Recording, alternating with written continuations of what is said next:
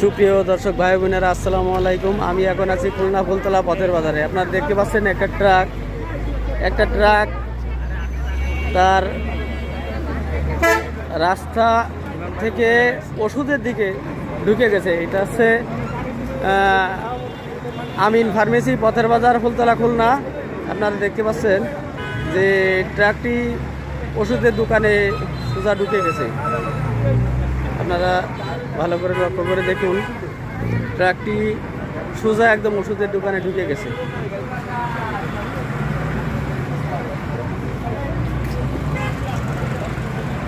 এটা হচ্ছে খুলনা ফুলতলার পথের বাজার।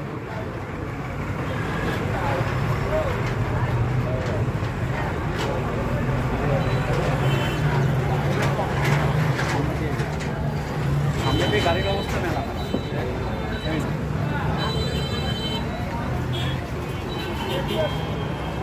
আমরা এখন একজনের সাক্ষাৎকার নেব, দেখি কি বলে এখানকার যে ওষুধের দোকানের মালিক।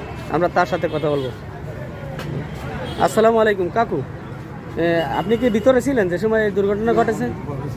পাঠিয়েছিলেন? কোনো কারো ক্ষয়ক্ষতি হয়েছে কিনা? আপনার কারো কোনো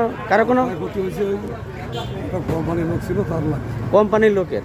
আর ড্রাইভারের কোনো ক্ষয়ক্ষতি হয়েছে কিনা দেখেনি না? তা আপনারা শুনলেন যে ওষুধের দোকানে যে মালিক, তার কথা শুনলেন আপনারা যে কারো কোনো ক্ষয়ক্ষতি হয়নি, এবং ড্রাইভারের কী হয়েছে সে এখনও বলতে পারে না।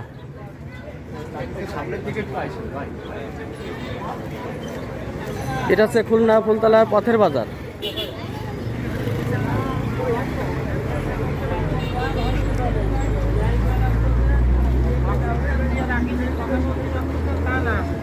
ড্রাইভারের সাথে কথা বলে মালিককে ফোন দেন, আসতে কর একজন আমি থাকেন তাইকে একটা সমাধান করার চেষ্টা করে।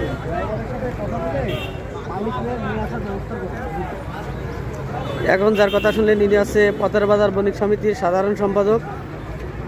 তিনি কথা বললেন, আপনারা সবাই শুনতে পারলেন।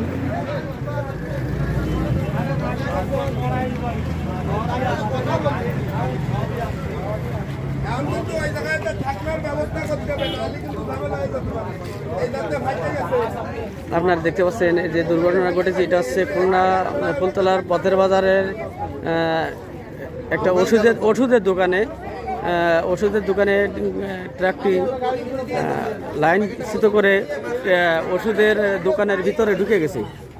অবশ্য ওষুধের দোকানে যারা ছিল তাদের কোনো ক্ষয়ক্ষতি হয়নি।